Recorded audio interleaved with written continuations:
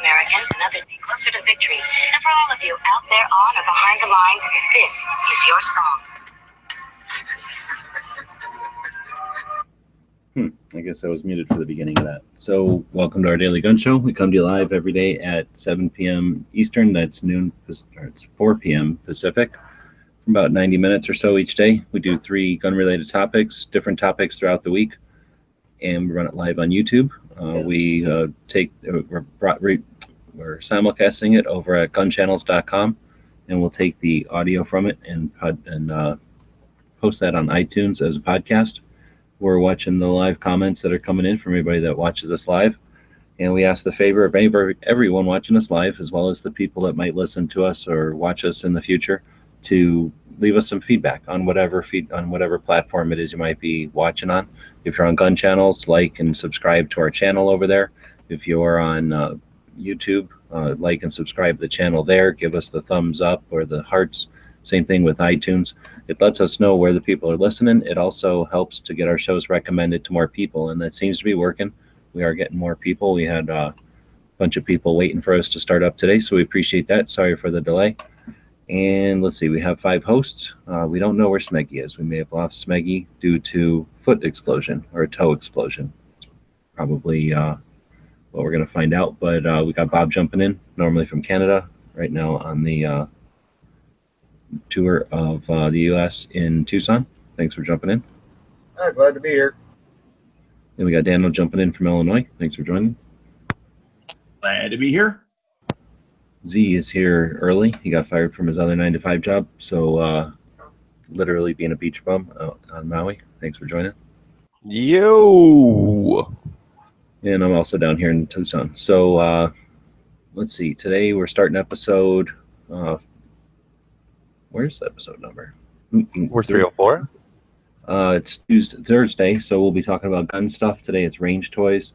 We'll be talking about Dano's upcoming classes that he's got next week and our training segment of the show. On Thursdays, we talk about shooting events. So, of course, we'll be looking at the calendar over at gunchannels.com. And then our daily stuff, the gun shop of the day, gun of the day, movie of the day, and so forth. So before we dig into all that, though, I'm going to suggest let's take a break and see if there's anything that happened overnight or if there's anything worth talking about. I would like to just start with something I just saw literally before I jumped in the chat here was, of course, today is May the 4th, so, you know, it's Star Wars Day, pretty much commonly known. It was in Wisconsin, I think at Ashwaubenon High School, that it was evacuated today because a kid came to school in a Darth Vader outfit. Some parent called the cops, reporting something suspicious. The school got evacuated. There was no threat. He was literally just dressed up as Darth Vader. So it's how crazy stupid the world is getting. I'm not saying it's even to the nth degree of where it's going to go to its level of stupid. I'm just saying it's that was what I wanted to comment on for today that I saw for some crazy stuff other than what happened in Matt's chat last night, which is totally different. But if that story is as reported, there's a parent out there in Wisconsin that quite seriously needs to be caned. Well, I don't know about the physical violence or anything like that. Maybe, you know, remove the stick from their ass and they'll be doing better, you know, but I understand it. I understand in this day of age that you have to be vigilant. You have to be paying attention and everything like that. But to call the cops because you saw somebody coming to school dressed as Darth Vader. And Clay, you're not wrong. Darth Vader is pretty scary. I mean, he's awesome. You know, I might be, if I ran into Darth Vader, I don't know how I would respond.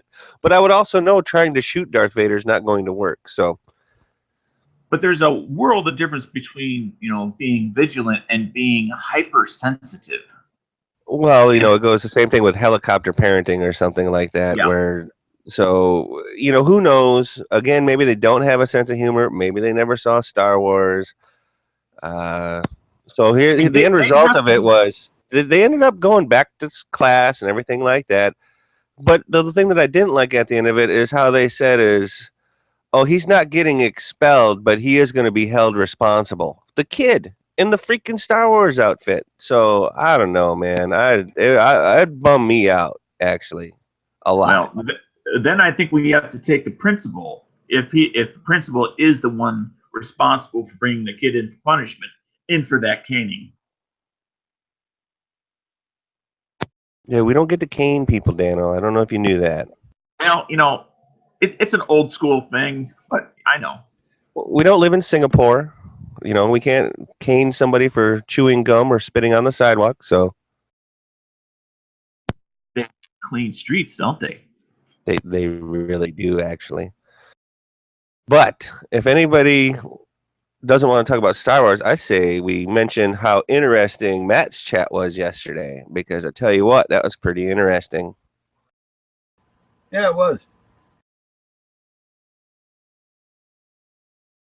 I thought we had a panelist on this show that was there, but maybe I was wrong and maybe I misheard. I don't know. I thought we had 2 panelists on that show. Yep, Maggie was there, as well as myself. What are we talking about? Sorry, I'm talking with my buddy here. We're cleaning guns. So what? Where was I? Do you need a hall pass?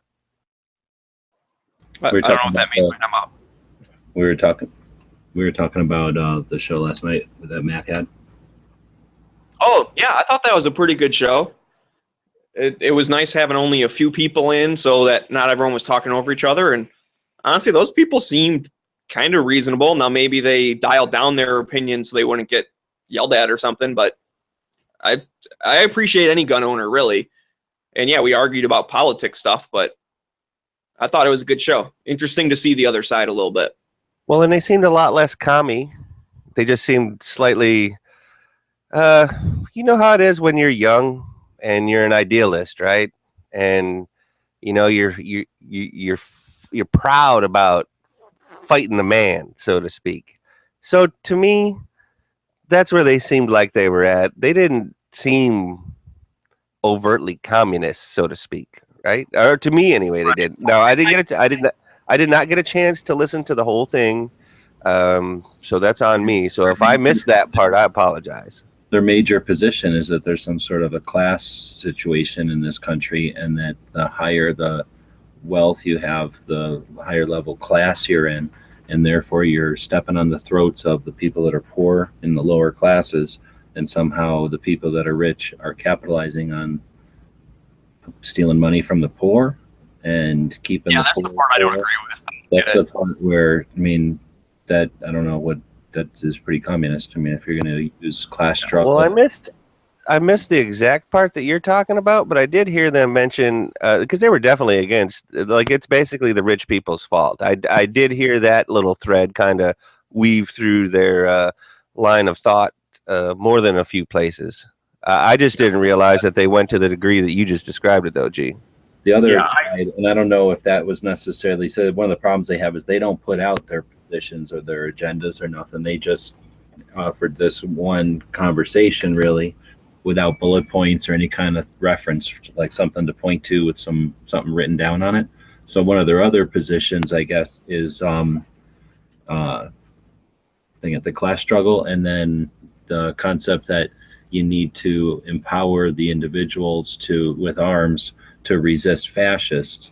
And that is another thing that, when they first came onto the scene and they said they were against fascists without defining what fascists are for everyone, what the hell does that mean? Without letting us know what the organization is and who they are funded by and who they're made up of and what their agenda is, then how do we know what they're defining fascist as?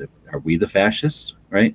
So that was another one of their issues, is that they're anti-fascist. And then they had a bunch of definitions and descriptions of where they fall in relation to the other groups that are anti-fascist, so that what differentiates the anti-fascist, Antifa, versus the redneck revolt, which is some sort of larger thing, multi-state, and then this John Brown Club, which is the more local, non-mask wearing, enhanced version of the redneck revolt. So it was interesting to hear this explanation of hierarchy and the relationships between these and the lack of relationships between these groups, but their overall message is one of class struggle and some sort of perceived inability to change your class. They ignore the concept that class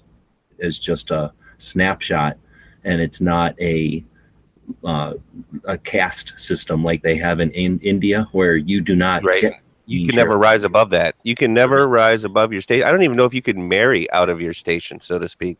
Right, and that's beyond government. That's in the society, right? So that's a culture thing, and that's something that they are bringing to our culture, where we have a very open and free system for someone to be successful, and they're also very free to be unsuccessful. And if you stand somewhere doing nothing, they don't want to take the responsibility that that is an action, and that makes you unsuccessful because you're in a situation where everybody else is moving. So if they seem to be under the misguided or misunderstood. Not that they're misunderstood. It's like they misunderstand, I should say. It's stopping halfway. It's witnessing the situation and then deciding that there's this consequence and this result or this set of circumstances. Yeah, because I did hear that, G, when they like literally tried to almost tell us that you can never rise above poverty, or you can never get out of the hole that you're in, or you could like. Because totally denying what bootstraps are, right? Totally denying that. And what I mean, I wanted to throw out there, what's the dude's name that was Ben Carson? You know, like that dude was super poor. You know, one of a bazillion kids. You know, every stereotypical thing that you could say about like inner city youth, like that dude had going against him, right? That's one guy, though, and I understand where you're going with that, but that's one guy, and that's a success story. But I would suggest it's rather point at the fact that most entrepreneurs, I'm watching Shark Tank, so I'm an expert on business now. Most entrepreneurs are first generation or the children of first generation immigrants. So that's more of something that I would look at, because that doesn't suggest that one individual set of circumstances that allowed one guy to rise to that success. I don't want to say that there's only ever been one, though, either. Of course, but that way they can easily blow off an individual accomplishment as luck or something else. Whereas when you talk about the fact that we have an entrepreneurial society and that it's up to, it's typically the people that are new to our culture that take the effort and become individually successful as a whole, that I think is just a little tougher for them to discount as, oh, that's just luck, or that's just, now that's something where they have to acknowledge, okay, wait a minute, I'm choosing to do nothing but sit here and shake my hand at the rich people. I heard when you gave them that. I heard when you gave them the shake your fist at like the invisible monster or whatever, and when you were basically letting them know like that accomplishes nothing. I mean, you may rally or whatever, but if all you're doing is rallying and shaking your fist at the sky, that's not going to do anything practical. It's like taking a picture of the Mississippi River and saying the people in Minnesota are always going to have an advantage over the people in New Orleans because they can piss in the water and it's always going to go down to those people in New Orleans. And that's just the way it is. And the people in New Orleans are bound to suffer. And the people in Minnesota know that, and they're capitalizing it by not moving and by not pushing the water the other way, right? But they don't acknowledge that it's not a snapshot of the Mississippi River. It's a freaking very long video that lasts hundreds of years. And there's boats that can go one way. And there's people that, there's flooding that happens. And there's migration of populations that happen. And there's weather. So they don't take into account so much to get their little minute snapshots that they can have a cause to complain about. So to me, it seems like a bunch of lazy people who don't want to really look at the big picture stuff and want to rally the troops about people who are also willing to only look at half the story and then complain because right now there's people richer than them. And that, dude, that was totally one thing that they were pretty consistent on. It's literally the rich people's fault. Like, it doesn't even matter who the rich person is, really. It didn't seem like it mattered because everybody's not equal. Everything's not fair. All that kind of stuff. Like, so it was interesting. I mean, now, for example, though, as a whole, I found those two in particular. I'm not talking about anybody else with the Redneck Revolt or any of that. Like those two in particular, I would have a conversation with them. I might be more than happy to potentially go to the range with those two. Well, Those two in particular, though. At least at the beginning, I noticed that they keep trying to fight being categorized by saying, well, we're all inclusive. We take in from everybody. We are everybody, to try to prevent from being pigeonholed. But that also makes it difficult to just say, well, then what are you really? And what, by the end, what I figured out what they are is that they're anti-capitalists that love guns. That's them. Well, I don't even know if I would say love guns. I would say, well, those two in particular, Enjoy maybe. guns. Those two in particular, Firearms. maybe, I guess. But they're anti-capitalists that enjoy firearms. That's it. Now, you know, we can attach other labels if we want to, but they very much did everything they could to avoid any sort of labeling upon their organization. But then it also prevents a deeper understanding of what their organization actually stands for when they do that. It's like, how can you or I get a better understanding of where they stand when they're trying to keep all the pieces in motion, so we can't clearly understand where they stand, other than they feel that anyone who's successful is standing on their neck.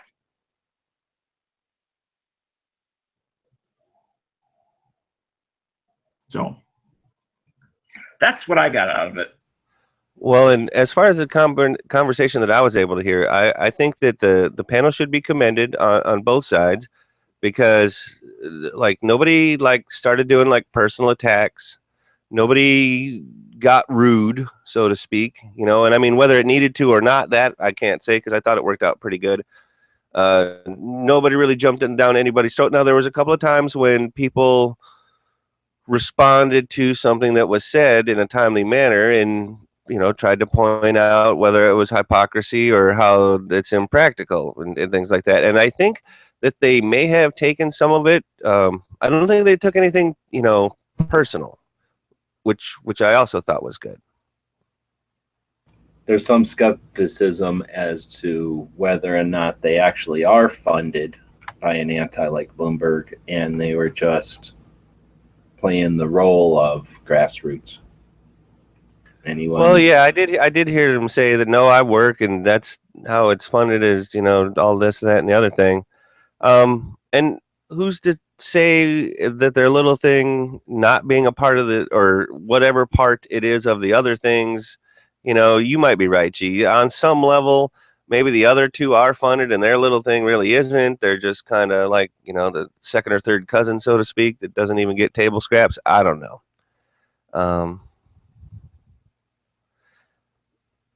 And when they defended their that's not airsoft stuff, I did giggle, because clearly some of that stuff was airsoft, but there was also real firearms there as well. But the fact that they felt that they had to defend that, I thought was good and bad.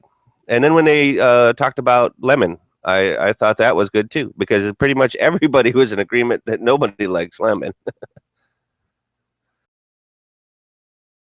Yeah, he was the writer. Oh, I mean, I like lemonade. I don't remember that part of the thing. We talked about a writer named Lemon. The dude. The guy with the AR-15 Life in a Day or whatever. Yeah. Oh, we were talking about the guy who was there with the iPhone. No, I was referring to the guy that basically went there, went too far, and then wrote a hit piece on him. Basically, yeah, the Lemon, the reporter. Yes, that guy. He wrote a hit piece? Well, Don he pretty Lemon, much the reporter. Hit piece. Oh, well, I don't think it was. I don't know. Anyway, all right. So that's a heck of a lot of our show taken up by him, but at least it was an interesting situation that they came on live to Matt's show. I imagine they'll probably go on again, just because it seems like there was some other stuff to talk about. Anyway, so moving along. Anything else happened overnight that was worth talking about? Nope. So we'll keep going. So that'll take us again into the gun stuff. So we're talking about range toys today. What does range toys mean? Maybe something that you don't carry and don't wouldn't not that you wouldn't use it for home defense, but you like I don't know. Those orange like. An example would be like I bought a Yugoslavian Tokarev M58 or M57. For me, that's a range toy. I'm not going to use it for hunting. I'm not going to use it for home defense, but it's a fun gun to take to the range. That's it. 50 cal. 50 cal. There's another one right there. What? A Barrett. A Barrett's a range toy. Yep. It's an anti-material rifle. But you could use Right. it for long. It's well, and so the Tokarev is also a police firearm if you want to go like that. Yeah. I mean, it depends on what for the user. The user defines whether it's a range toy or not, All right. Well, again, not the designer of the gun. the cost of a Barrett isn't like, oh, I'm gonna just casually buy a Barrett and take it If to you're a the multi-millionaire, Yes, it if is. you're a multi-millionaire, buying a Barrett is no big deal. We don't have. We have some multimillionaires here, but I would tell you right now that at the range that I do get to go to, there's more than 10 of them at any one time, and none of those guys are millionaires. They're just regular, hardworking dudes. I'm not saying people don't buy them, but you got to be at a level that in a class that I am not allowed to be in. It seems that you can buy one and simply have it be your, I'm taking it to the range toy.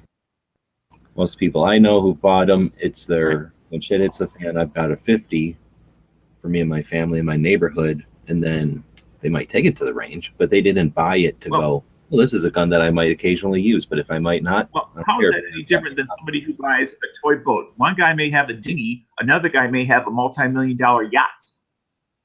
And No, everything in I between.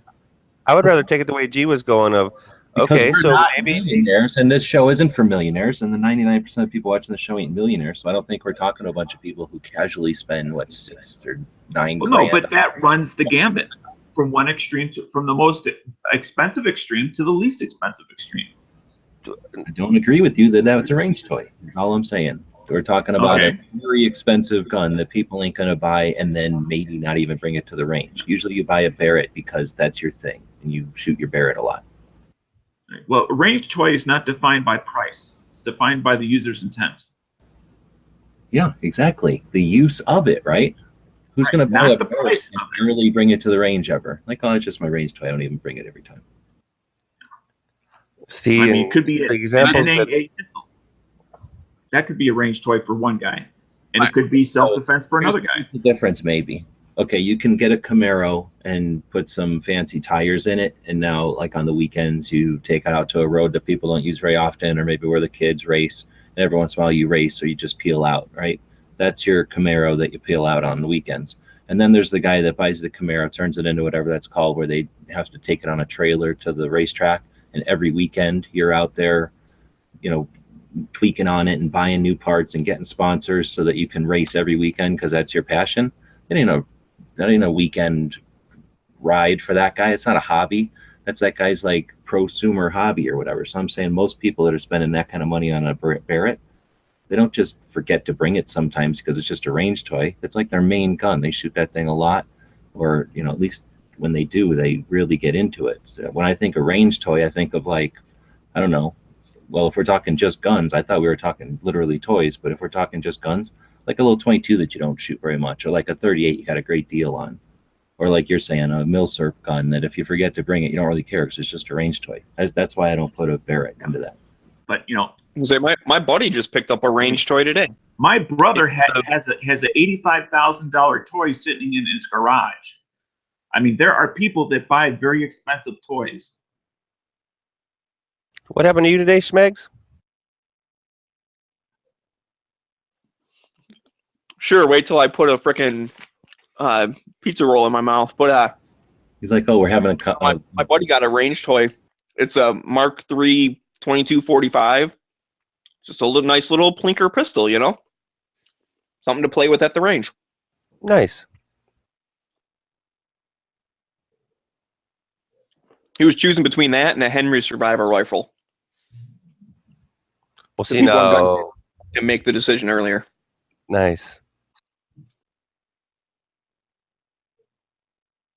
I mean, so to me, anything that is not used like as in carry or hunting, like the specific tasks of like those two things, and maybe home defense, but technically almost anything can be used for home defense technically. So that's why I'm saying all the superfluous stuff, and to me, including maybe my example wasn't the greatest of the Barrett or what have you, but it might be like you were saying, a Bauer. It might be a Model 10. It could be, I mean, any and all of those things. Just about any 22. A pen gun. Somebody said an SKS as their range toy. Like, I don't see anything wrong with that. Bullshit on Bob's pen gun. He shot my pen gun. You can't shoot that thing whenever you go to the range. You'd kill it. Ah, well, see, now that I do understand. If it's something that's rare or it needs to almost be a safe queen, then yes, I might not want to count that as a range toy. Yeah, I okay. With a perishable thing with like a lifespan would be much of a option for a range toy. Somebody mentioned a PMR 30 as a prime example. All firearms of like a range toy. Which I can kind of see that. You're shooting 22 Magnums. That's going to be fun. That's why I bought mine. Nice. Just something to play with. Something to plink Now, with. when you're talking range, you were talking range toys. Are we also going to include like spotting scopes and or different types of targets, or what did you have in mind for other types of maybe potentially non-firearm range toy stuff? Mine went to the little orange things that are made of rubber that you shoot at, and they heal themselves, so they bounce around and don't really wear out. Yep. Or else the dueling trees, where they have little paddles that you flip back and forth, because they're like almost a game. What about I like tannerite? that. An explosive, binary explosive. To Dano, that's a toy. Binary explosive. Yes, and yes, send all your comments to Dan O. And it's for entertainment, and entertainment is part of what toys are about. They're entertaining. He's like, look at that kid a quarter mile away about to pick up that stuffed animal. I got it full of tannerite, and I've got a 50 BMG, my 2 range toys. That's all I need. Well, then, which is going to get them? The tannerite or the 50 BMG? The shockwave from the BMG. No, I think my thing has always been to take the tannerite and make it smaller units. So I'm okay with tannerite. I'm not a big fan of tannerite in a big 1 pound at a time. It's just stupid. $16, one bang. It just pisses people off. It's kind of interesting, but it's so much more interesting to see a bunch of little ones, in my opinion. See, what G never said is G's a total member of the proletariat. He's against money. He hates things that cost money. Well, like on 4th of July, there were people that won't hesitate, for like the end of the night fireworks to spend, $20 or more on their finale display. $20? I'm just happen to be in a class where I don't get to spend any kind of money. Oh, nice. Yes, because you know what? You could never supersede the invisible restrictions that hold you back. That's right. I did the ultimate faux pas of trying to up a class. I tried to become a businessman, and you can't achieve that class here. I'm wondering if somehow last night kind of rubbed off on you a little bit. I am wearing a bandana across my face right now. Nice. Man. Did you go to the? He does like AKs, so maybe it was just an easy step. But going back Comrade. to this range thing, one of my favorite non-firearm things to take to the range with me, and this is my up north range, right? So we can kind of do whatever we want. Is a dueling tree. It is really fun to go, head to head with your buddy and try and outshoot him. Yep. Yeah, because then you got the competition going between whoever you're with and everything like that, and I'm gonna say it's safe, or at least relatively safe, right? And to be able to have 2 going at once and everything, like that's fun. Now, ultimately, safe some of the others because there's not so much mass. So when you're shooting at a big ass piece of steel, like it isn't giving way. So your bullet is ricocheting with that little tiny mass. And usually you're shooting it with something little 9mm or lower, then there's not a lot of ricocheting going on, at least nowhere near the energy that on the big stuff. And so that means you get a little bit closer. But of all the steels, you get the reaction noise, which is awesome, but you also get reaction movement, in which, there are some others that give you reaction movement, but it doesn't need to be reset. And like Smeggy's saying, it's super easy to either have some sort of competition against yourself or with somebody else. Whereas the other steels either fall down or like the Texas Stars and stuff, you have to put them back together. Right. Yep. It's definitely the funnest of steels. Yep. You need to make Well, like, and even if it's a plate, even if it's a plate rack or whatever, you still got to reset them. Now, sometimes you can reset them by line, or sometimes you got to reset them by hand. That'd be the next best, I think, is like you're talking about. It's like a trough or like a whatever sawhorse with a bunch of metal on it, and you pull the rope and that resets them all. Yep. See, I've seen a plate rack where, like, you knock all the plates down, and they must be like spring loaded or something, because if you hit the target, like there's one that's like hanging down below it. If you hit that, it resets them. Like all the way on the right, I yeah. saw that thing. That is awesome. I've seen little ones like that. Yep. What I like usually meant specifically for 22, maybe 22 Magnum, usually for some of those smaller ones like that. Yeah, otherwise they break. What I like about the plate rack, where you can knock them all down and then yank on them, it reminds me of when the upper class tries to shoot down the lower class, but then we can all rise up against them. Nice. Well, it's just that they actually do shoot the lower class, so many of them that the next wave, because there's so many lower class, that they just pop up next. So, getting back to the topic, anything else we have going on the range toys? I was just going to say something. I mean, I'm kind of getting the feeling that AK-47s are one of those gateway things, that leads to communism. Well, I don't know about that, but Too soon? Okay, it's time for the tactical pop quiz of the day. So those of you over on YouTube and those of you over on gun channels, limber up your fingers, put your cursor down in the box. Z and Smeg, or Smeg, you got company, I guess. Say, I'm on my phone, so I'm not going to be able to help if I can't see the windows. So Z is going to be my assistant today, helping me look out for that winner. Today we have a question submitted by Mr. Sean Connery, so thank you very much. And if you have a question, as well as the answer and a verifiable link to that answer, send it to dailygunshow@gmail.com. We would greatly appreciate that. So today's question, once again, sent in by Mr. Connery, and the question is as follows, and there are two parts. You have to put both parts on the same line. The 357 Magnum was designed in response to what two police necessities? The 357 Magnum was designed in response for what two police necessities?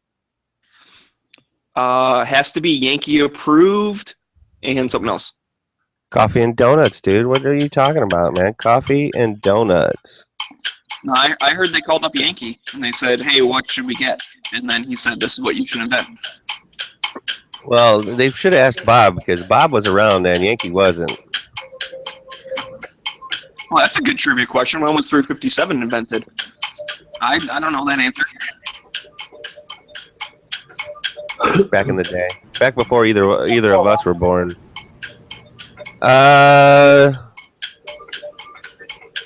Close.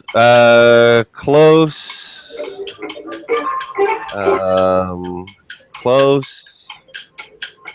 But wrong, and wrong. I like Moons, hotter, round, and more herdy. Yeah, that was funny. We got some real close stuff going on out there on both YouTube and gun channel sides. Why is Dano tap dancing? I don't know. Maybe he's boiling an egg? That was my TikTok sound effect. Man, okay, gentlemen out there listening, you got to put both on the same line, and I'm going to tell you, the answers have been given now, but nobody has put them on the same line. So, And YouTube is closer than gun channels, by the way. Gun Channels is only getting half of it. They haven't gotten the other half.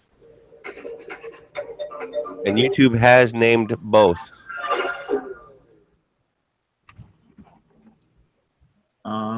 Psycho Camp. Boom. I'm going with gaming and guns right there. What do you think, Dano? Look at that. I didn't. What is his answer? His answer is body armor and cars. Excellent. So what's his username again? It's Buzz Bombs Gaming and Guns. Buzz Bomb Gaming and Guns. Congratulations, you are today's tactical pop quiz winner. Penetration of car doors and the early ballistic vest for police. So congratulations. You know where to go, but just in case, head on over to dailygunshow.com/popquiz. Fill out the form, put your first and second choice, and congratulations. You are our tactical pop quiz winner for today. Yes, BBG and G. Way to get back in that winner circle. It's been a little bit, so good job. It makes you the tactical pop quiz hot shot for today. So way to rock and roll, brother. Oh, that sounded so much better when Smeggy does it. Well, you know, I like that Smeggy helps out when I'm not there, so I appreciate all the work that Smeggy does do. Yeah, it's just he kind of lost his flair for it after a little while. What? No, I still like it. There was one day Dan made fun of me for being not very energetic, so I made a joke and didn't do it very energetically. I mean, whoop-de-doo, come on. Hey, man, I'm still bitter that the Red Wings didn't make the playoffs, so I'm with you, Smegs. Why would you say it to me? Come on. Because I'm pissed off about it still, brother. I'm still angry. Yeah, in all of my memory, they've been in the playoffs. Yeah, pretty much. Like, I know they sucked in the late 80s, but I was like 3 or whatever, so how do I know? Yeah, but they may have sucked, but they kicked the shit out of people left and right. Just lost. Anyways, this is the Daily Gun Show, not the freaking Daily Hockey Show, unfortunately. Right. Lost 3 viewers right there. So I've seen them leave. On Probably That's all right. Chicago fans. I was just going to say they're Blackhawks fans. They don't count. So is that it? Range choice is done? Yeah, unless we're going to talk about AK-47s. Yes, BB and G, we can link the patch page to you on YouTube. We certainly can do that. Or you can go to dailygunshow.com/popquiz. Well, G-Webs just put it up there. Thank you, G. I've been dealing with an old dog over there. And make sure you fill out your name and address in every line applicable. Oh, wait, yeah. Yes, you must fill out the form correctly. Yeah. Without an address, we can't send it. Or we'll have to listen to Dano talk about it for 3 weeks. Yeah. All right. So don't do that to us, okay? So now we're going on to the training segment of the show, and Daniel's going to talk about his classes coming up next week. Before we do, we like to take a break and feature one of the members over at gunchannels.com. So we built Gun Channels 4 years ago now to create a place where people that are interested in guns can hang out, and it's been successful. We've got lots of members. It's completely membership driven. So we like to feature the members on our show here. And today we're doing Harry Henderson. To me, it looks like he's like a red dot or something in a black background. That guy. It's like Hal. It's like Hal 3000. Is that what it is? But I'm not 100% sure that that's what it is. But that's what, anytime I look at it, that's what I usually think of. So we oftentimes feature people that are hanging out in the live chats, so you have some more familiarity with him. I don't think he's hung out that often, but I think he has occasionally been in the live chats, but not really saying so much as hanging out. So anyway, he does participate quite a bit on the rest of Gun Channels, and that's where we want to, again, thank people that are using it completely. So that's Harry. Yeah, and you know, of course, it's a reference to Sasquatch and everything like that as well. Yes, I've definitely seen him like you said, in the live chats and a lot in the external in the text chat for sure on that. Oh yeah, he's a good guy too. I've talked to him a couple times in the chats. Yeah, I've talked to Harry. All right, that takes us into training. So Dano's got some classes coming up at Tactical Response. You're going to be traveling from Illinois down to Tennessee. Yep. So you're just driving down there in your own car. You're not like flying and renting a car or anything Yep, like that. driving down there in my own little 4 wheels, and going to stop on the way, probably about 2 hours from my destination, so that when I get there, I'm not exhausted from the trip. And I'll be staying in the team room, because I'm an El Cheapo. I think it But, just got redone last year or whatever. It should be cool. So James And, runs tactical response in a place called Camden, Tennessee. So they've it's sort of a smaller town, I guess, and he's got sort of a house. What do you call that kind of house where it's on a hill? The main floor is like at the level of the street, but then the hill goes down into his backyard. So the basement is like flush with the down level or whatever, like the lower level. Anyway, that basement is fairly big. It's as big as the whole upstairs, I guess. And he's always had that as what he calls the team room, where there's like a couple of bedrooms, large bedrooms with bunk beds in them, a large community area, and then like a bathroom and a kitchen and stuff. And there's quite a bit of parking. So that gives people that show up there for classes the opportunity to stay on the cheap. And I don't think there's any charge, but there is like a fishbowl, so you can throw some money in there to say thanks for keeping the place clean and that kind of thing. And like Z said, I think they've upgraded it since the last time I was there. I do want to mention that Tony did mention that it's a basement, and someone would call it, what do they call it, a walk-in or walk-out basement or something like that? It doesn't it's a feel like walkout basement because although there's an upper floor to it, yeah, you're walking out to like the level of the ground where the parking area is and like the backyard and stuff. So it just happens that if you walked out his backyard and where the parking area is there and you turned around, you'd see that the house is 2 floors and that the ground goes up, and then like the street that it's on is up on that top floor. So it just seems you're in the bottom of a 2-story building. Yeah, but I look forward to that part as well, because I find that a lot of times you can make very quick positive relationships, friendships, what have you, with people that you have something in common with and enjoy a lot. Whether it's meeting people at the Tulsa Gun Show and just having positive discussions with people. Maybe the guy standing right next to you who's looking at something. Or in this case, it's the guy who's also in the class with you the following day, or was in the class with you that day, that might be in the mood, in regards to chit chat and so forth, and you have something in common with. So that's a potential, although that's not a for sure thing, but certainly a possibility. And look forward to going there. It is 2 days. It's all Monday and all Tuesday.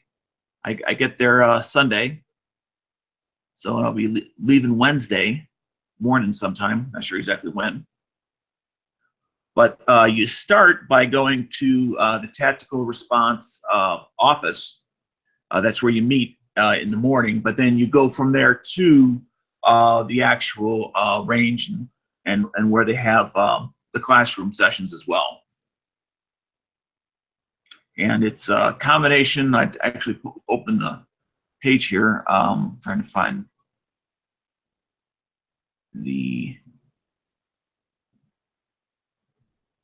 where is that? There was somewhere in here, it had the percentage of classroom versus range time. I can't find it right at my tip of my fingers here, but there's a good portion of classroom time. There it is. The course is about 40% lecture on mindset, tactics, skill, and legal issues, and obviously 60% on range. The class focuses primarily on mindset and then tactics out on the range. Those are 2 big things, and that's what I didn't necessarily get from some of my other classes that I'm looking forward to getting at least one perspective of from this particular class is their perspective of mindset and their perspective of tactics. Of course, when it comes to tactics, I really don't have any background, so I'm starting kind of as a blank sheet as far as that's concerned. So, but I'm looking forward to learning some things and seeing what I'm capable of doing, and and expanding the knowledge I have and my abilities to learn how to practice for when I go to the range. I'm practicing good skills rather than reinforcing bad habits. So I'm not sure if I described it well, but that is the class and what I am. Now, Dano, you've seen more than one James Yeager video, correct? Yes. You've seen more than one, whether it was in the classroom or at the range, correct? Mm-hmm. So you're bringing appropriate footwear and this and that and everything, yes? Oh, yeah. All right, cool.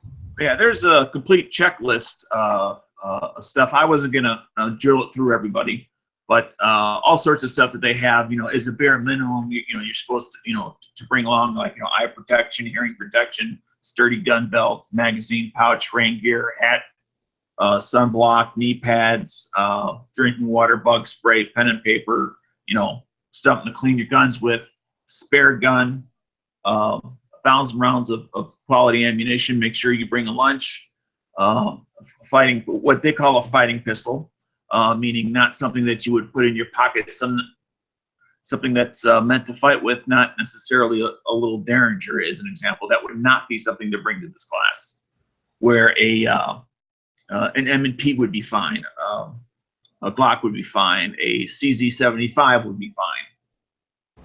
Browning high power, perfect. Something meant to be fought with and used as a tool, to where getting dirty or a little scratch makes no difference. I was just going to say, Bob's talking about his Browning high power. Well, Bob, you got to throw it in the dirt, dude. So I drop it all the time. Just testing it, It's a combat pistol. It's still used by militaries around the world. Yeah, it's fine. I don't care if it gets scratches. Nice. That's the right attitude to have, dude. You just think, you could have been my range buddy. You could have been there. Now, Enrique makes a good point, Dano. Did you bring, excuse me, I shouldn't say did you. You haven't gone yet. Are you bringing like a Lula for loading mags? Are you bringing extra mags? And what is your primary and secondary firearm that you are bringing? Let's see. I have several questions there. Actually, I'm bringing 2 Lulas, one in case the other one breaks or I lose it. Excellent. I have 16 magazines, which are already loaded. And what was the third question? Oh, the type of guns. My primary gun that I carry most of the time is a Glock 26. And I'm also bringing my Glock 19, which is my backup carry. And then something I'm bringing, but I'm not necessarily going to train with it, is my Glock 43. Because that's when I need to carry in a very concealable way, more than normal. That's my go-to because of the size requirements. But I normally carry my Glock 26 90% of the time. Excellent. Good job, Dano. So I have and of course you're bringing an open mind, yes? Yes. Spare holsters, other holsters, spare gun belt. Obviously pad of paper, pen, and plenty of aspirin. Windbreaker, so to speak, and a chair to sit in for when you're reloading those mags. Nice.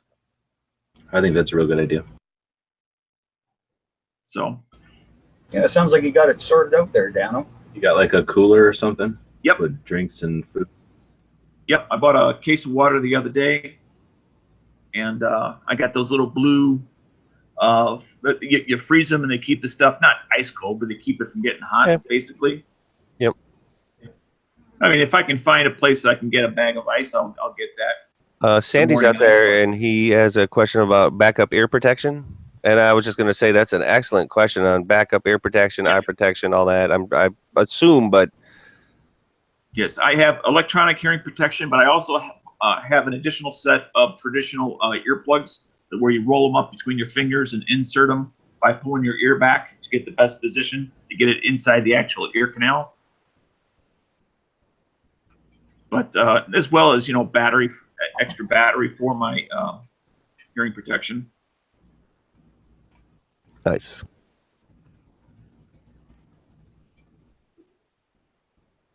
Yeah, you can always have like Tony's out there, pocket full of foamies. Can always have that. That don't weigh nothing. Yep.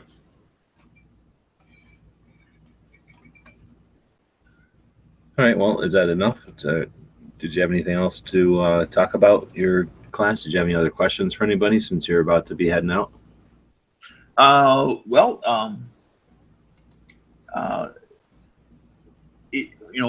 I guess, I've been kind of discussing for the past couple of months on and off with various people who have attended that particular class about suggestions and opinions of things like with yourself and D.B. Cooper, as well as a couple other people here on Gun Channels that have attended Fighting Pistol. In regards to suggestions and recommendations, as an example, I've been went from basically living a very, I forget what the term is, but a very inactive life to when I signed up for the class, the first thing I did was the next day was get a gym membership. And I've been doing the treadmill every day since, every day except the weekends. Right on. So because I know that I can only get as much out of any class as I can put in it.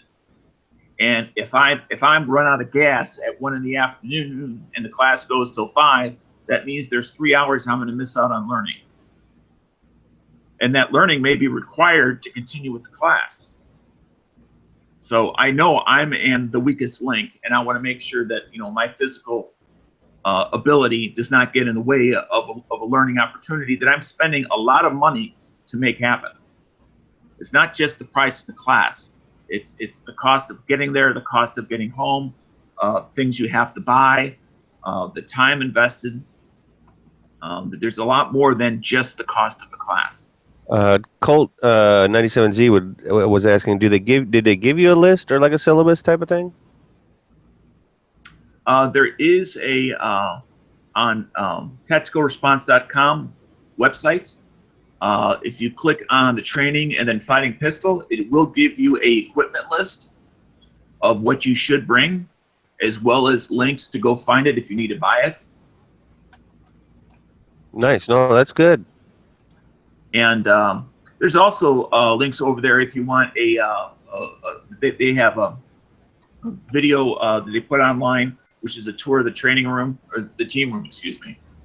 So you can get a sense, and all it is it's a basement with 2 large rooms with some 2x4 bunk beds. So I've got a sleeping bag, an old Coleman sleeping bag, and a pillow, and a I forget if it's a closed cell. I forget if it's closed cell or open cell bedroll.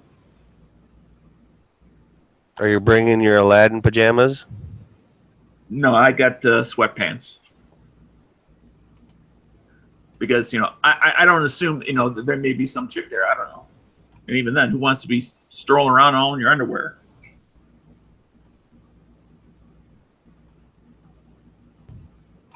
That's probably a good call, Daniel. But I'm looking forward to it, and I think it'll be a very informative as well as a very fun trip. Dude, I hope you're stoked, man. I think you should be commended on your effort and everything like that, dude. That's it's pretty awesome, man. You might be inspiring people all over the internet with this. Well, I'm not joking. I'm not joking. I just and my only suggestion to somebody else is if you know that you're not necessarily in the best of health, do something about that. And put the what I did is I didn't sign up for the first class of the year. I could have, but I didn't. Because I knew I was physically not ready for that challenge. And that's why I put, 4 months down the road, that class, so that it wasn't so far down the road that I would blow it off, yet it was soon enough that I knew I had to go pretty much every day or every other day to keep going at it to physically get up to where I needed to be. It's not that the class is all that hard charging. It's that I'm in that bad of shape. Dude, it just makes me think the whole going to Camden and everything like that just makes me think like I got to get off this island at some point. Mm-hmm. Because you cannot drive there from here. That's anyway. Right.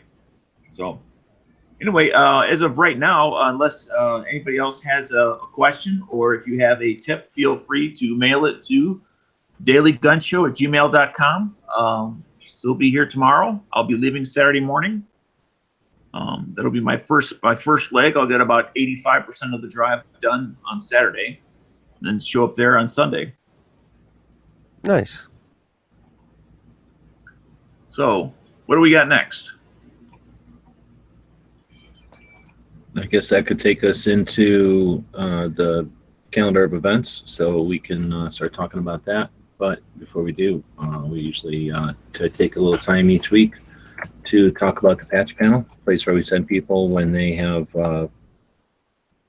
won the tactical pop quiz or the tactical quiz on Wednesdays, and we focus in on one of the patches there for our patch panel story time. Patch panel story time. Oh, we have 2 story times today, so what a coincidence. So I guess if anybody has one of the patches there that they want us to talk about, then let us know which one. But maybe we can move on. Could you go back to displaying the actual panel?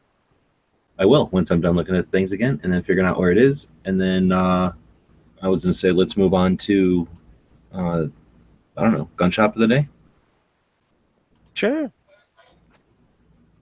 So I'm guessing this one came in from Raphael, Shooting Sports at Tampa. I think it did. Yeah, it came in yesterday. Yeah. Oh, that came in yesterday? Oh, okay. Yeah, we when we were looking for one, and we had a couple of people throw ones up after we did your guy with the little shop in Tucson, and this is one of them. So it looks like Shooting Sports of Florida. They've got. Did that page just change? That picture just changed? Shooting Sports of Tampa. What did I say? Florida. Shooting Sports of Florida. Okay, so anyway, it looks like that picture is changed. Shooting Sports of Tampa. And then. But anyway. Technically, Shooting it's in Sports of Florida on the Daily Gun channel. Daily Gun Florida. So they've got interesting things, it looks like. And it looks like they got a cool neon sign. All you got to do is go to Florida and look for that neon sign. You'll find them. It would help if you went to Tampa, though, first, in Florida. This range is open to the public. No membership required, so they have a range there. 25 That's cool. yards, 17 stations for handguns, shotguns, and rifles. Range is open to the public. We just said. Looks like they have a gunsmith. Pretty nice website, too. Real straight to it. Got some pictures, let you know what's going on. Not trying to wow you with anything too fancy. I like it. They have an online superstore. You want to dig in? If I was in Tampa, I would go there. Hell, if I was in Florida, I'd go there. Florida's kind of long, but yeah. You got nothing else to do. It's a peninsula. You basically have nothing else. Are you trying to tell me there's nothing to do in Florida? Come on now. Same peninsulas are typically boring.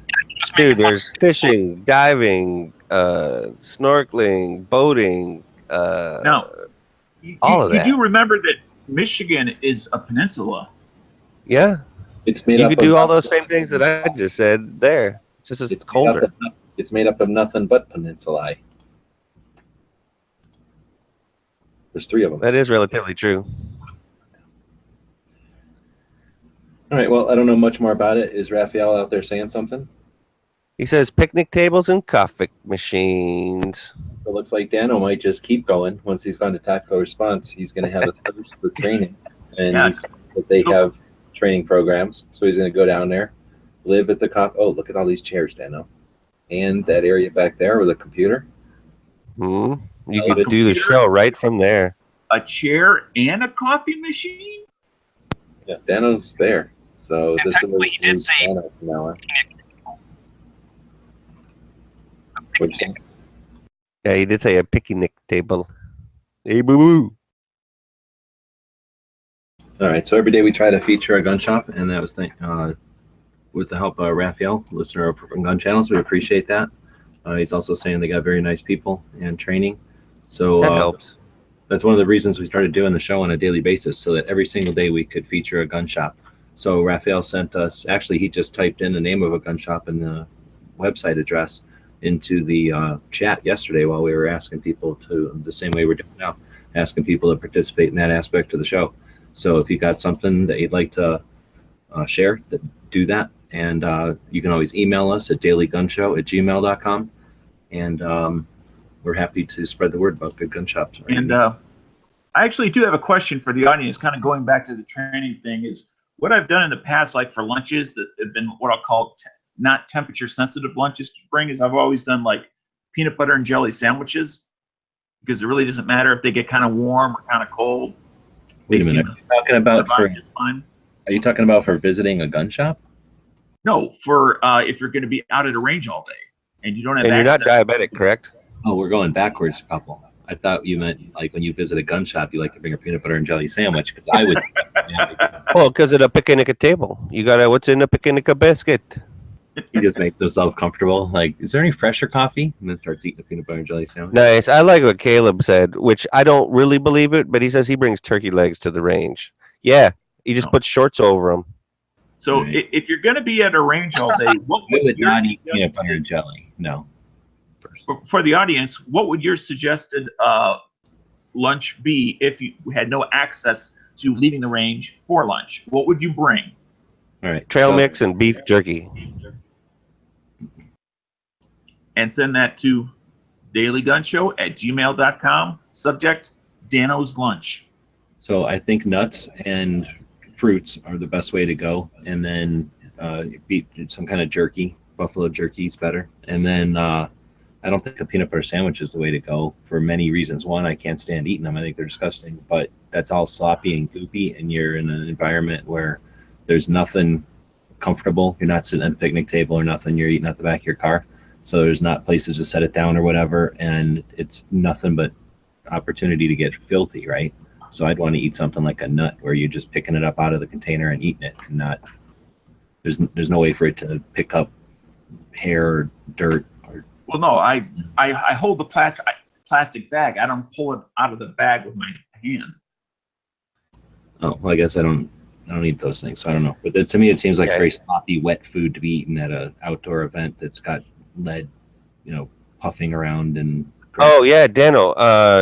Since he just said lead, yeah, you want to bring baby wipes or some form of Yes. wipe, and And use I- it as often as you can.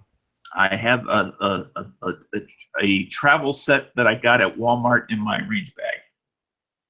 So I usually bring apples, or nowadays they make this basically fancy baby food, different kinds of applesauces in little pouches like what an astronaut would eat, and then you can feel like an astronaut while you're eating it. Those are I like that idea. They don't have I to like be the applesauce refrigerated. idea. Yeah, they don't, and it's not just applesauce. You can get them with like applesauce with peaches or cherries or other fruits and stuff, and they're always like $1 or less for a little pouch, and they got no refrigeration necessary. They'll last for months, so they're the kind of thing you can leave in like a bag for energy, and it's not crazy sugar energy where you just get a rush and then a crash. It's fruit, and it's baby Mhm. food. It's just literally fruit mushed up and nothing else. Maybe sometimes they put lemon juice in there. Otherwise, I like nuts because, like I say, they're the most protein satisfying, salty if you like them that way, thing that you can just grab a couple of handfuls. And I don't like to be the guy sitting around like setting up a little picnic table and then a little tablecloth and then a little fork and knife and then get my canteen out and pour into a separate cup. I'm not doing all that. I'm just talking to the instructor, getting as much opportunity to do what I want when I'm paying for it. I can pay to eat lunch much more comfortably than at my shooting class. So I just want, stuff to keep you going. So that's fruits for me, apples, because they're not wet and, you just eat one. Yeah, my only hesitation there is even wiping off my hands, I know there's still some lead there. Sure. So that's my only hesitation in the apple. Yep. But I do like the applesauce idea. All right, so we've now done the gun shop. What's Big one. next? Are you going to, I guess, keep going along with that since you're going to be sitting in a basement and what'd you say, 2x4 bunk beds, just like being in the galley of a ship or something? Are you going to eat a bunch of vitamin C and whatever that plant is with an E that you're supposed to eat before you go into big group situations so you don't get the diseases. Echinacea? Echinacea, maybe? Well, for the food stuff, that was just for lunch. I was planning on eating dinner at some place that actually serves dinner. No, I know, but I'm talking about when I go to SHOT Show, I start eating vitamin C pills, like 2 or 3 a day, and then that echinacea or epinephrine or something, some kind of pill that you take that's a bunch of smashed up plants that's designed so that you don't get whatever when people are. So you don't catch the goop. So you don't Right. catch nothing. And then I take that there so that I keep my vitamin C up, basically, and I guess it's keeps your red blood cells happy, and you got less chance of being getting sick. That is a good point, and I always take a multivitamin, but I always figured since I have 150% of vitamin C, I kind of thought that was good enough. It probably is. What I did, I'm no scientist. I just went to the dollar store and I looked at it wasn't the dollar store, it was the Family Dollar, which is, deceptive advertising because stuff in there costs more than $1 sometimes.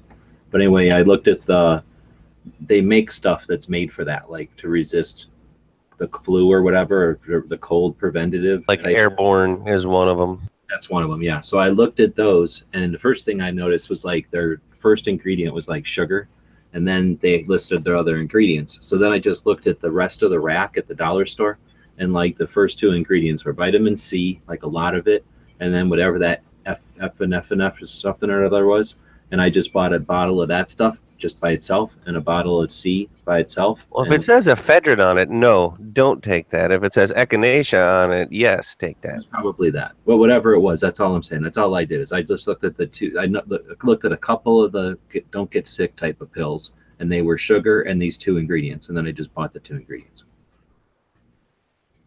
Nice. And I've never gotten sick since then. So That's good. But anyway, that might be something which we are going to be hanging out in Eric's or whatever. So which story time are we doing next year? Did we get anybody to doing the patch panel with the patches? Did anybody say anything about the patches? Let's see. No, it looks like we just jumped into the next stuff. A lot of fruits and nuts. Tony says you Skull and Crossbones, actually. Angry American said Skull and Crossbones. Skull and Crossbones. Okay. So if you go back to the patch panel. Yeah, the problem is, which one is he talking about? Because there's more than one that kind of look like that. Is he talking about this one, or this one? Yeah, there's the one for the Haas, and then there's the one that's not Haas. There's that one that isn't really as obvious. But anyway, this one is Haas USMC, and that's some sort of... I don't know what that is. Marine Expeditionary Unit or something. It's a boonie hat. Marine boonie hat. No, that is it's like the setup. In the real services, we'd have like the cavalry, and we'd have like the engineers, and we'd have quartermasters, and we'd have artillery. In the Marines, they don't rank it that way. So it's whatever that unit that's like their mascot thing is, the skull with the cross things, and I think Haas put the boonie cap on it.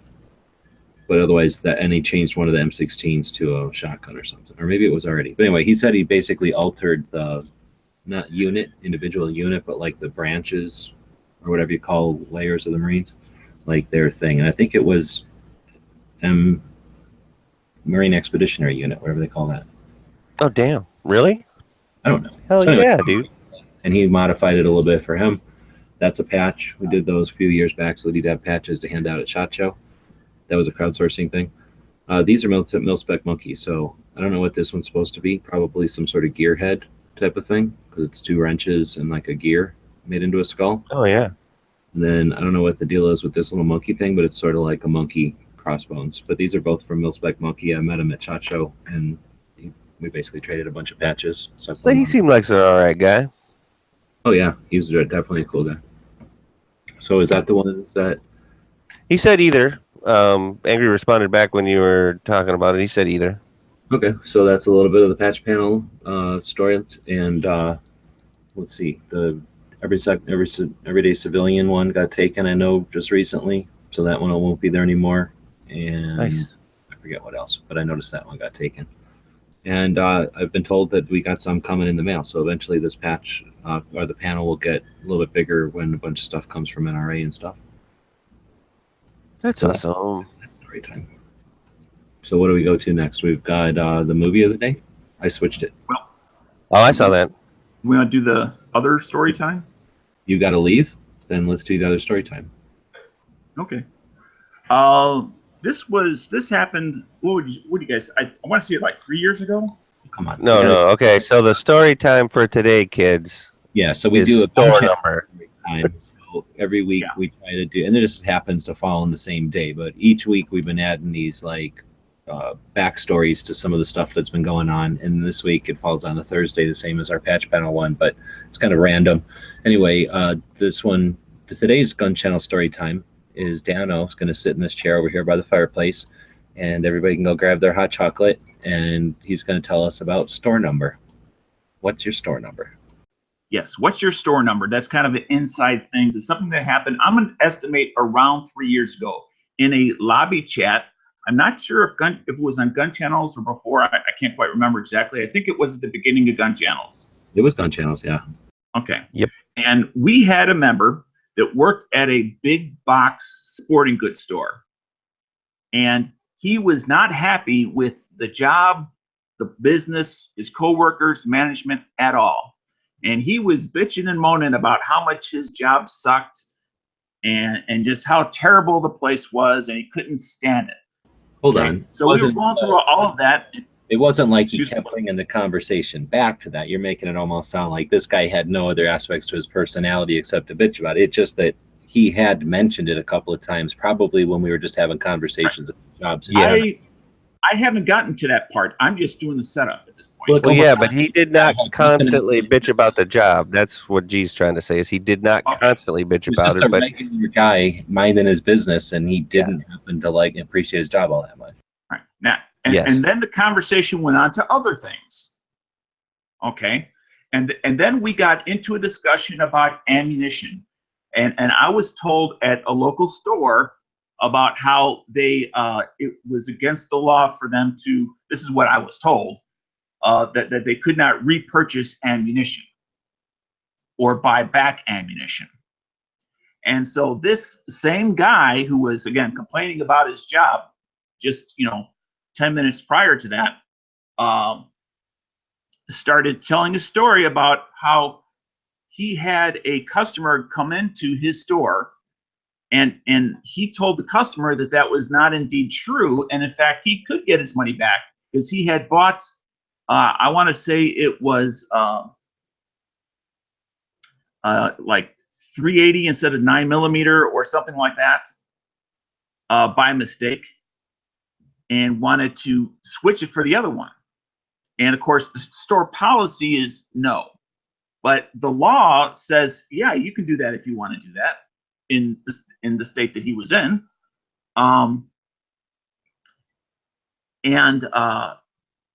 He then started to name the place that he worked at, which, since he said it, I'll go ahead and say it. It was Gander Mountain.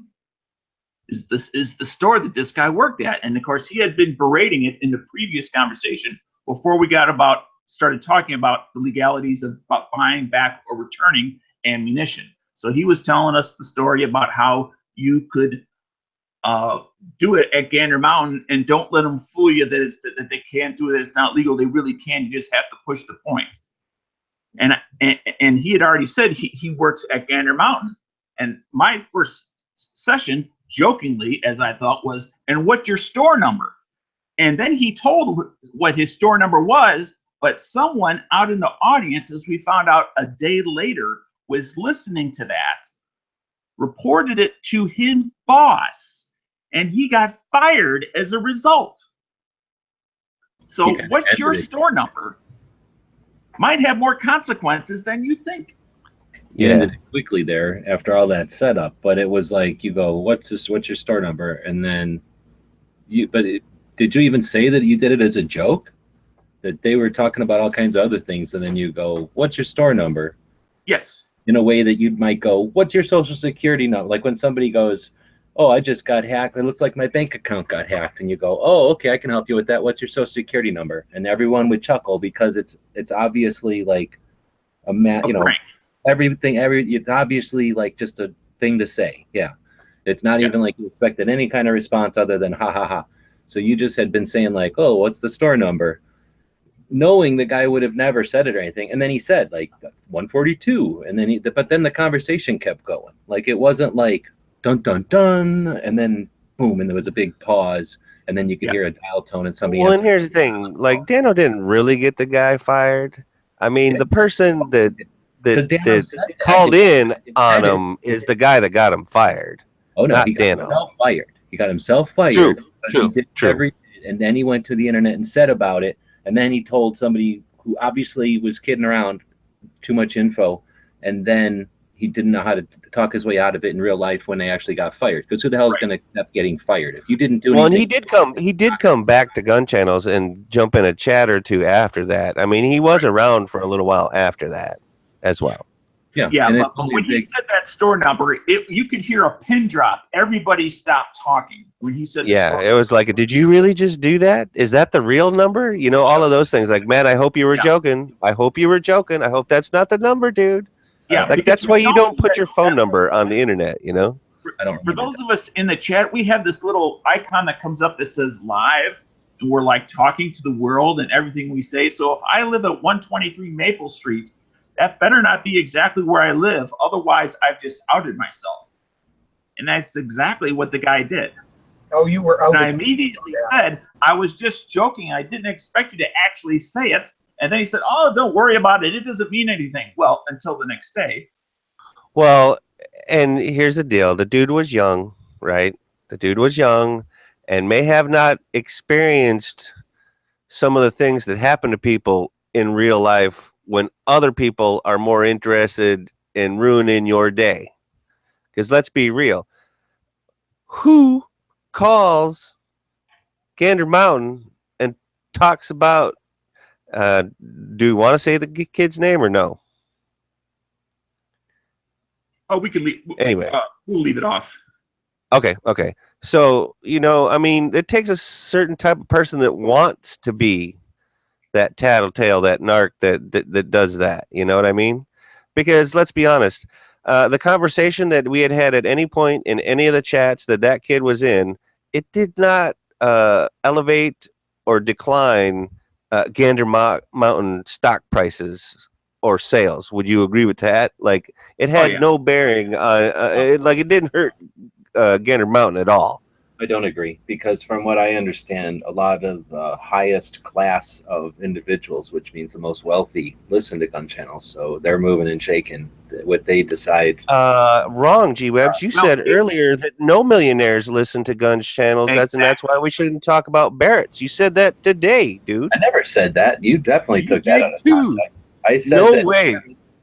Oh, Z took the words right out of my mouth. I said the audience of this podcast, not gun channels. If you two want to start extrapolating what we do here is to all at gun channels, then that's different. But no, I said this podcast. Now you're an anti-capitalist. No, actually, no, wait, no. He is right. He did specify Daily Gun Show. I did extrapolate it to gun channels, so that is on me. Okay, well, Smith-Smythe. Yeah, splitting hairs. But regardless, to all the millionaires out there listening, our Patreon, can use some topping up. Right? Just a little bit. Just a little extra cheddar. Just to put a bookend, and that is the story of what's your store number. Yeah.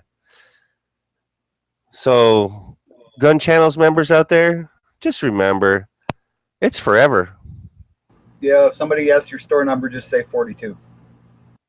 Well, whether this or that, just remember that this doesn't go away. This is out there on the internet forever. Wait, what? Oh, man, I didn't know that. All that has to happen is one of the elites has to listen to something that's said like this, and then they will influence it, and people will lose their jobs because of their class. Yep. It's a class struggle, just like she's saying. The state says we should go on to the next topic. We've allotted enough time to this one. We get an equal amount of time for each segment. So You mean the capitalists. That should take us into the gun Man. movie of the day. So every day we like to talk about a movie, something relating to guns, something you might not have seen in a while. Maybe you even heard about it a billion times today, but a movie that oh, Dan was leaving. He doesn't like this movie. So anyway, today's movie is because of the date. It is Star Wars. I don't know if Yes. Smeggy's Never saw it. oh man. And really, it's not that it's Star Wars. Well, I guess it is all of Star Wars. But you're talking about A New Hope, Episode 4, correct?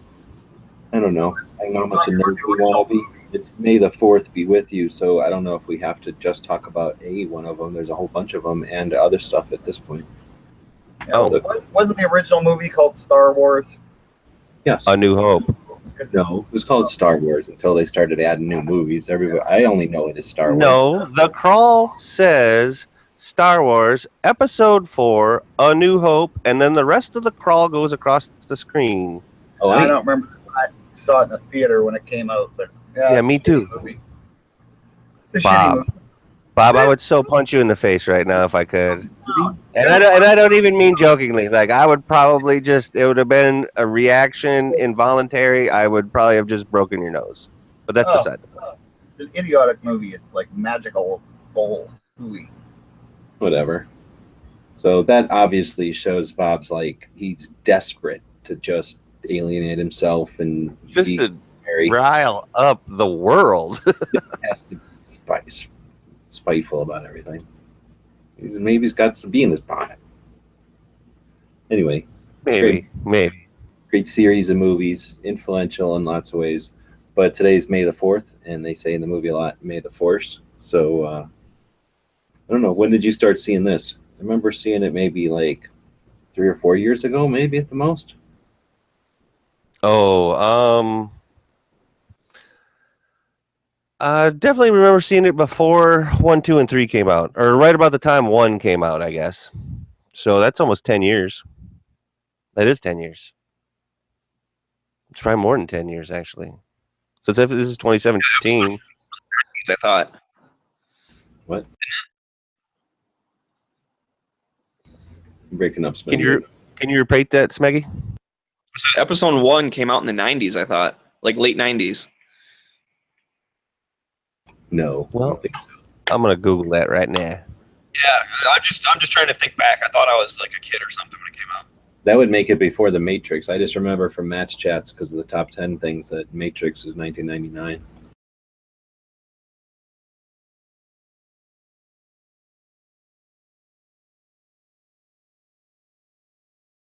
Anyway, we try to talk about movies that are related to guns. There are guns in Star Wars, so Yeah, that broom handle, man. That's like iconic. yeah, they made the first one back in the 70s, 77 or something. So they had a bunch of Nazi guns, I guess, laying around in the prop shops to use. So they made them out of Nazi guns. Worked pretty good. 1999, fellas. May 16th, 1999, or May 19th, 1999. Wow. Same time as the Episode. I don't remember that. I guess that's what happened. Though. Is that in our country? United States, yes. But as far as the main with me, identical here. I must be out of this. That was a pretty good C-3PO impression, though. R2D2. Bleep, bloop, bloop, bloop, bloop, bloop, bloop. Nice. You do an excellent R2D2. Now you're clear. All right, so yeah, fantastic movie. I'll definitely give it 2 thumbs up. If I had more thumbs, I would give it more thumbs up. I'll give it 1 thumb and then a robot thumb that I had because my dad cut Your off dad cut your hand. Your dad cut off your hand. my regular thumb at least. Bob's going to give it no thumbs because he's grouchy, and Smeggy can't give it any sticks up. I'm giving it thumbs down because it's a silly movie. I'll give it a thumb up. I'll give it a couple thumbs up. So you're saying you hate all science fiction movies, Bob? You're one of them people? No, I just hate ones that are stupid. Yeah, see, he's just being crotchety. So I don't think the class is based on financial stuff so much as like how crotchety you are. Like if you're optimistic, you should be at the Crusty top level. old popcorn fart is what I'm saying. Maybe there wasn't. Come on, they butchered Mauser broom handles to make their silly little space guns that shot laser beams, and they still couldn't get anything. I mean, Hand shot first, dude. Best part, Hand. chopped up Nazi guns. Played with them. Yeah, exactly. That makes it even better. And what the other ones, were they Sterlings? The stormtroopers were kind of made out of Sterlings, right? Well, why don't we do this? That's the end of the gun of the day. I mean, the gun movie of the day. Now we're going to go to the gun of the day because every day we like to talk about a different gun. And today we're going to talk about guns from the best movie ever made. That's science fiction, Star Wars, and that would be Han Solo's blaster, which isn't so good, but everybody loves it. And then Boba Fett's gun. Who else had guns? Princess Leia had a gun. Yep. Hers looks like one of those integrally suppressed stainless steel, like Mark IIs or whatever. Chewie had the crossbow blaster. I like that. I never liked it. Oh, that was always one of my favorites. Chewie's one of my favorite Star Wars characters in general, just because he was extra super awesome. And then, Stormtroopers and Rebels used the Sterling. And then also, what was that? An MG? What do they call it? MG32 and MG33 when it was the like it didn't have a magazine in it, so it was just like the long rifle. Matt's saying that he thinks the Rebels used AR-18s. I didn't know that. There should be an input buff for this, right? I'm sure there is. You want me to check it out? Yeah. I can do that. I can effort as we talk about because what do you call it? Boba Fett's, like, I don't know what his was made out of. You know what I mean? To get to that. mostly plastic, I'm sure. Oh, please. Whereas, like, a lot of the other ones, it's clear what the base was. They don't mark it by who used them, so I have to go through just the blaster rifles, I guess. So yeah, it says that I can screen share, right? It says that the Stormtrooper ones were Sterlings, which Bob loves. Then we got this thing. Whose was that? Oh, that's on Hoth, I guess. Well, that is an Let air. me see. That looks like an Air 180. Nice. No, they're saying it's an M16. So why don't people make their ARs look like this? Why are people sitting around not making their ARs look exactly like a Hoth 280 blaster? Huh. Did you go actually to the Control like M sort of or IMF page? So then, people could be making them ARs into these things, and they're not. Interesting. There's that MG34 you're talking about. I don't know if they did anything. Yeah, that's exactly what I was trying to say. All they did is put like a can on the front. Well, Then they took the magazine off of that one, put a can on the front, put a little bit of ribbed, I guess. They didn't even have Boba Fett's in there. What? Really? I didn't see it. Did you? I guess I could pick the main movie though. Yeah, No, that's the link I just gave you did. Where did this come from? That's a Jawa, I think.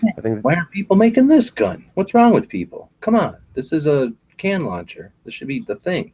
What's going on? What the hell's wrong? Oh, it is a Jawa. People are making lightsabers and they're not making this. Come on. That's a cut down Lee Enfield. Is it? Sure looks like If you just scroll up a little, you can actually see the rifle that was used. I have one of these. I'm going to chop it up. Nice. Excellent. I'm going to make Bob watch. You've done well, my young apprentice. I totally have one of them. I'm thinking about chopping it now. That's something. Okay, yeah, there's Boba Fett's gun. Scroll up a little bit. See what it started out as. Guess this is his gun. It started out as a flare gun. EE3 carbine. That means it's a 37mm flare gun. Why aren't people making this? Because literally all he did is put a little shroud on it and a stupid scope. People could be walking around with Boba Fett's gun right now. How do you buy one of these things? Internet is what I'm gonna go with. Yeah, I know where you can get them. Where? Canada. They're practically giving them away. No, actually, they're fairly expensive. There's one at auction, 1,200, 1,100. Oh boy, maybe that's why they're not making them into Boba Fett guns. Holy shnikes. Hey, I'll sell you my Texas vacuum flare gun. You could make into one. I'll sell it to you for less than that. For 999. I don't even remember that dude hardly. It's fake. It ain't even in Star Wars. It's just one of them fake things they put in there to make it fill up space, get keywords. So I guess that was some Star Wars guns. That's what we were talking about today because it's May the 4th and that kind of thing. You seen the thing about a guy from that one show where he has a thing on YouTube? Mythbusters? Yeah, Mythbusters. Where he makes Yes. these at the top. It's a pretty good show. Pretty good YouTube episode. I don't know if it's a real show or not. All right, well, that's our gun of the day. What else do we got? Looks like we're almost. Oh, I suppose we're supposed to talk about shooting events. So let's see what we got for shooting events over on the Gun Channel's calendar here.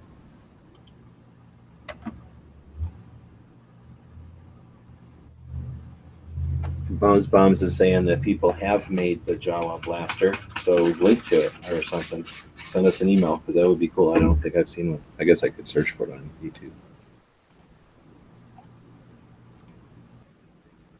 Looks like, flip screen share again here. Looks like we've got a couple of things coming up.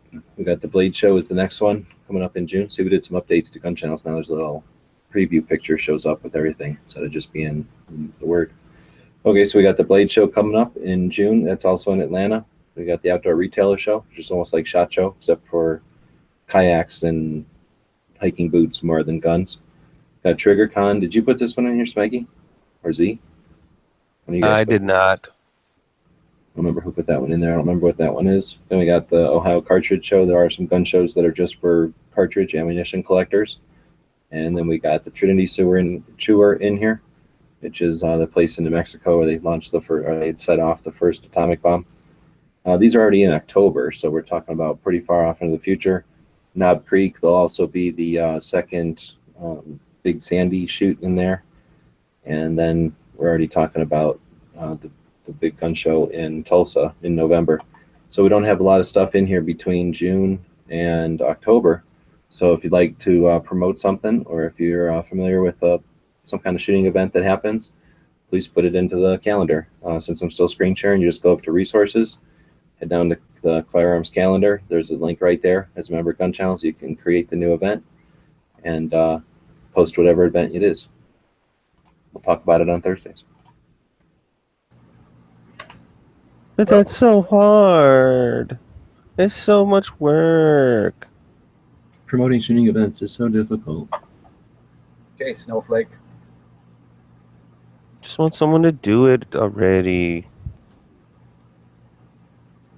All right, what do we got going on this evening on Gun Channels? After Thursday. this, we got Tack Daddy does the weekly, or what do you call it? Yeah, weekly Gun Show Weekly, Gun Talk Weekly, Gun something Weekly. Gun News Weekly. Gun News Weekly, thank you.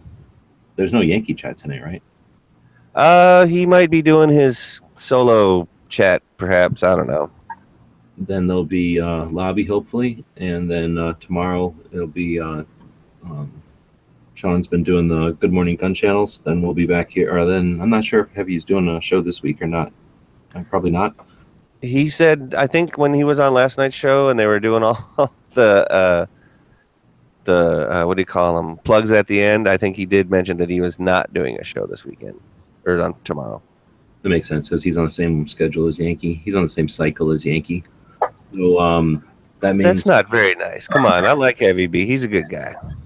That means we'll be back here tomorrow at 7 p.m. Eastern, 4 Pacific for our show, and that'll be, let's see, episode number 305, and we'll be talking about loaning guns to museums from your private collections. We'll be talking about working with small gun shops, and then we wrap up the week.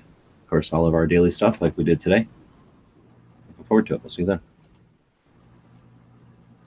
All right. So if nobody's got anything else, we'll wrap it up with our quote.